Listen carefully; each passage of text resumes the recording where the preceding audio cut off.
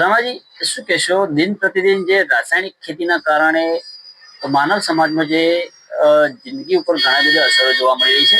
ખોરાકને લઈને હોય કે તમામ બાબતે લઈને, રાસાયણિક ખેતી આધારિત હોય કે બીજી કોઈ પણ બાબત હોય, માનવ જીવન પર ઘણી મોટી ઘાતક અસરો જોવા મળી રહી છે. શું કહેશો આ બાબતે લઈને? તો મારું આ બાબત એ કેવું છે કે ક્યાં સુધી આપણે આપણા પરિવારને ઝેર ખવડાવીશું. આપણે જ્યાં સુધી ગાય આધારિત પ્રાકૃતિક ખેતી નહીં કરીએ ત્યાં સુધી આપણા પરિવાર તંદુરસ્ત નહીં હોય, આવનારી પેઢી પણ આપણી તંદુરસ્ત નહીં હોય.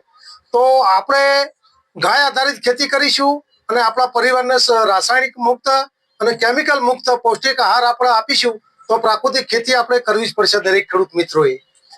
પ્રાકૃતિક ખેતીમાં અને આ જે રાસાયણિક ખેતી થાય છે, એમાં શું ડિફરન્ટો આવતા હોય છે જેના કારણે ખેડૂતો અત્યારે રાસાયણિક ખેતી કરી રહ્યા છે, પ્રાકૃતિક તરફ ઓછું ધ્યાન આપે છે? એમાં ઘણો બધો ડિફરન્સ છે. હવે પ્રાકૃતિક ખેતીની વાત કરીએ તો પ્રાકૃતિક ખેતી એક એવી ખેતી છે કે એમાં ચોથી રૂપિયાનો ખર્ચો કરવાની જરૂર નથી અને સારો ખોરાક આપણે પણ તંદુરસ્ત ખોરાક પણ આપણે લઈ શકીએ, આપણા બાળકોને પણ આપી શકીએ.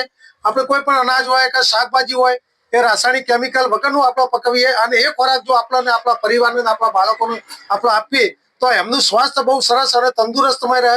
અને રાસાયણિક કેમિકલ વાળા જો ખોરાકો આપણે આપીશું તો આવનાર સમયમાં આપણા આચાર્ય દેવવ્રત રાજપાલે બહુ સરસ એવું એક અભિયાન ચલાવ્યું છે કે ભાઈ આવતા કદાચ 6-8 વર્ષ પછી કોઈ ઘરે એવું નહીં હોય કે જો આગળ કેન્સરનો દર્દી નહીં હોય.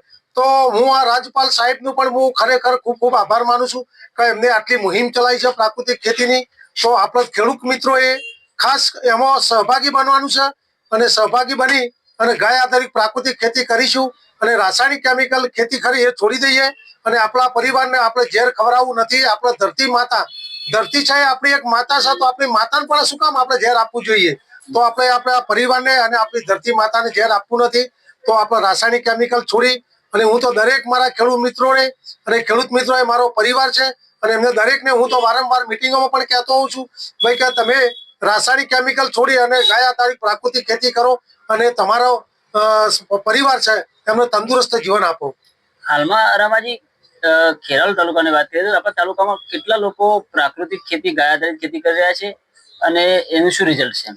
હવે ખેરાલુ તાલુકામાં શરૂમાં તો હું આત્મા પ્રોજેક્ટમાં જોડાયો, એના પછી આ પ્રાકૃતિક કૃષિ વિકાસ બોર્ડમાં અમારો નિમણૂક અમારી થઈ અને માસ્ટર ટ્રેનર તરીકે અમારી પસંદગી થઈ અને અમે ગામ ખેડૂતોને પ્રાકૃતિક ખેતીની અમે તાલીમો પણ આપવા જઈએ છીએ.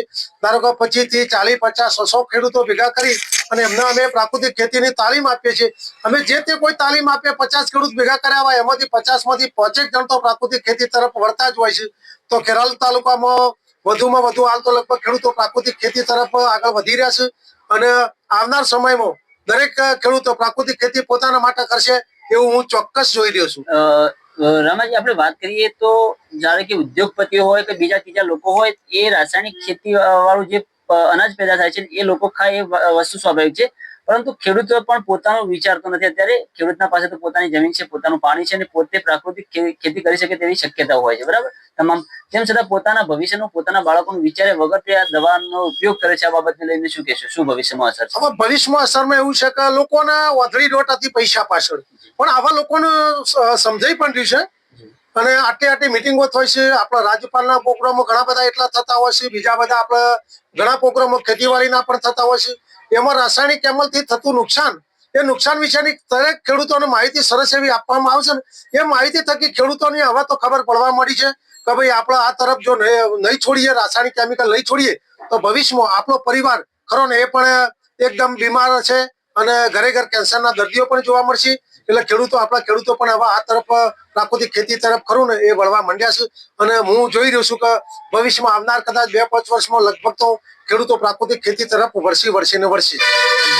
રમાજી, આ ખેડૂતો કદાચ પ્રાકૃતિક ખેતી તરફ ના વળે તો આના પરિસ્થિતિ ચાલી રહી તો ટૂંક સમયમાં કેવું પરિણામ આવશે? પરિણામ તો એટલું ભયંકર આવશે કે એનો કોઈ ઈલાજ નહીં હોય. હોસ્પિટલો ખરેખર ઓછી પડશે, ડોક્ટરો પણ ઓછા પડશે. એટલી ભયંકર બીમારીઓ અને હાલ બીમારીઓ તો શરૂ જ છે. દિવસના પર ડે 250 થી વધારે કેસ તો કેન્સરના ગુજરાતમાં ચાલી રહ્યા છે. એવા પણ કિસ્સા આવે છે કે ક્યારેક કોઈ પણ વ્યસન નથી કરતો તેમ છતાં કેન્સર તેને નીકળ્યું. તેનું કારણ એ કે રાસાયણિક કેમિકલ વાળા જે ખોરાકો ખાધા છે. હજી તો આપણે પીવા લાયક પાણી પણ આપણું નથી, એટલું પ્રદૂષિત છે.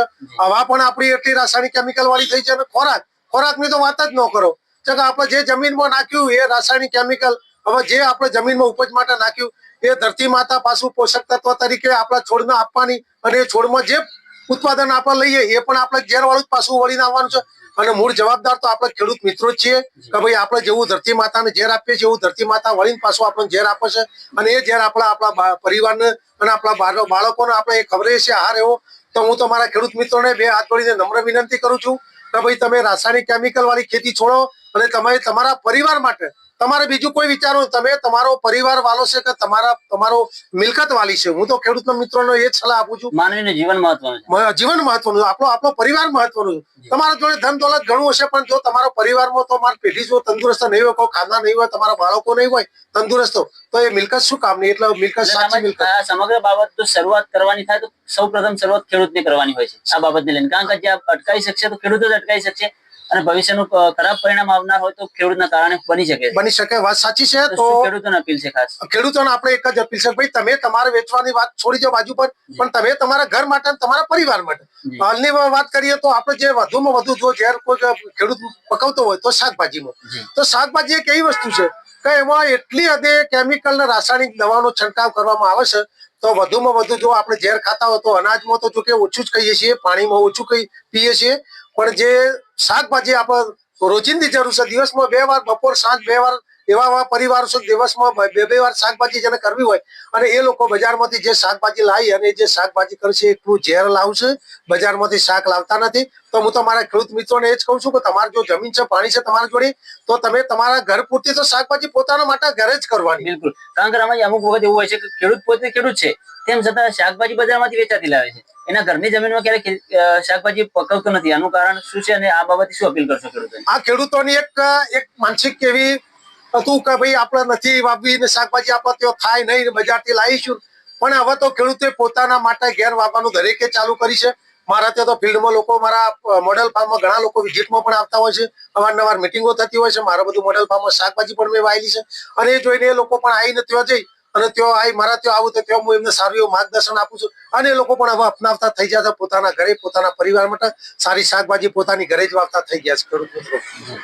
તો મિત્રો, આ હતા રામાજી ઠાકોર, જે પ્રાકૃતિક ખેતીનું ખાસ અભિયાન ચલાવી રહ્યા છે, અને આપને જે પ્રાકૃતિક ખેતીનો સંદેશ આપ્યો છે તે આવનાર આપણા ભવિષ્ય માટે ખૂબ જ સારો અને ભવિષ્યને ઉજ્જવળ કરનારો સંદેશ છે. તો તમામ ખેડૂત મિત્રો પહેલા તો આની શરૂઆત કરીએ.